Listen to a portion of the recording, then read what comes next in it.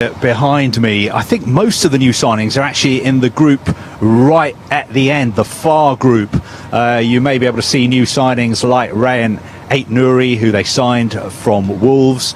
Also Rayan Cherki, who has arrived from Lyon with a big reputation.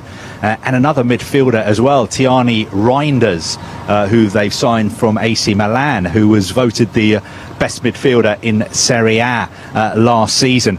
But if you look at this training pitch at the moment, I mean, it is packed with all the star names in Manchester City's squad. Of course, the only player who's not here is Jack Grealish.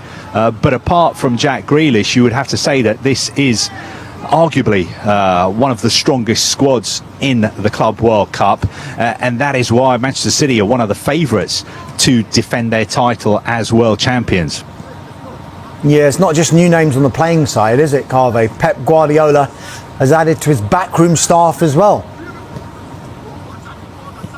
Yeah, now we have two Peps at Manchester City, and if you're a Liverpool supporter, this one is going to get some getting used to, because Pep Lijnders is somebody who worked alongside Jurgen Klopp at Liverpool for 9 years.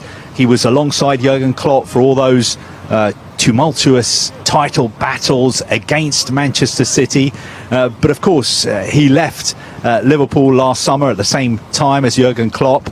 He went to manage Red Bull Salzburg. That didn't work out. He left Red Bull Salzburg, took a bit of time out, has been living back in Holland with his family, but I think a couple of weeks ago he got a phone call from Pep Guardiola, who was looking for a new assistant coach, and after a few conversations he decided that he couldn't really say no to Manchester City.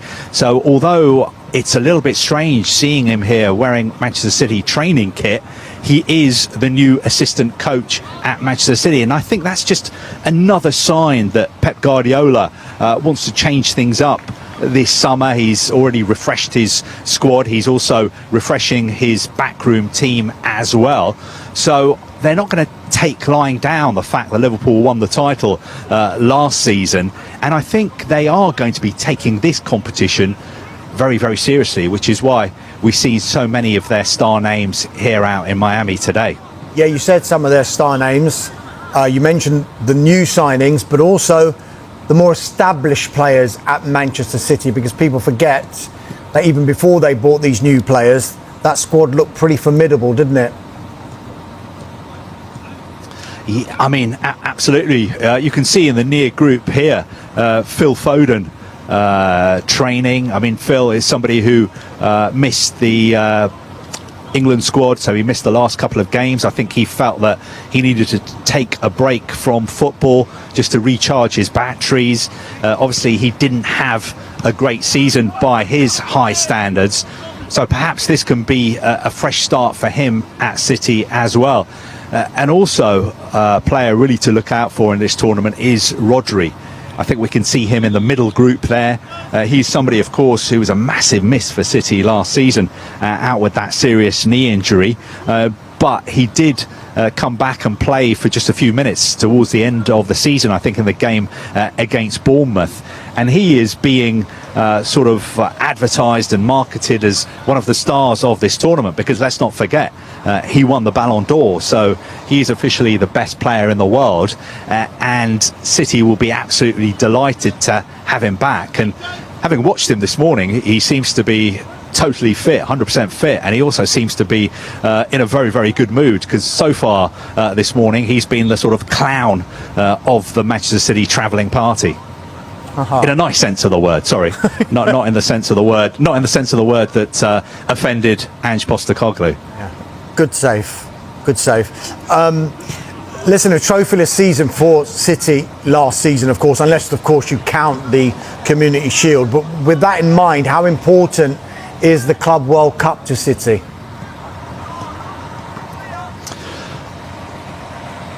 We've been getting mixed messages, I think, from Pep Guardiola about how important this tournament is. On the one hand, if you go back 18 months to when we had the last Club World Cup, which was in the old sort of shortened format in Saudi Arabia, Pep Guardiola and the City players took that very, very seriously. He made the point that, you know, it was incredible to think that Manchester City could become world champions considering where they'd come from. So they fought really, really hard to become world champions in that tournament. Although I have to say that the quality of the opposition in that tournament in Saudi Arabia wasn't that great. They didn't really have to be at their best to win that. But I think this competition is going to be tougher because it's a bigger competition. There are more teams. There are teams like Real Madrid playing in it, like Bayern Munich, like Chelsea. But Pep Guardiola, I think, in the lead up to this tournament, I think in a couple of press conferences, seemed to suggest that this trip to the US was going to be pleasure as well as business. I think he was talking about all the great golf courses that are very, very close to where we are here at the moment. So I'm sure these City players will be relaxing as well. Obviously, Miami is an incredible city. There's so much to do. I'm sure it won't just be work. They will be having some downtime as well. But I think Pep Guardiola will be taking this tournament a little bit more seriously than he's perhaps admitted to in public, because I think it means a lot to him, and also of course the people who run Manchester City and the players, to be able to say that they are officially the best club in the world and they are the world champions.